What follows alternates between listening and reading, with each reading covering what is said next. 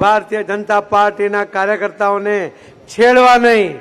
એને જો છેડશો, એને જો છંછેડશો તો એ છોડશે નહીં. અહીંયા પણ કહી ગયા છે પેલા ભાઈ કે આને ખરીદી લો. ભારતીય જનતા પાર્ટીના કાર્યકર્તાઓ તરીકે હું આપને આહ્વાન કરું છું કે તમે પડકાર કરો કે ભાઈ દિલ્હીથી આવીને ગયા છો, તમારો જે હતો આગલો એને તો તમે સાચવી નહીં શક્યા. એ તો વિશ્વાસ લઈને આવી ગયો હતો કે આ પાર્ટીમાં ભવિષ્ય નથી, એને તો રાજીનામું આપી દીધું.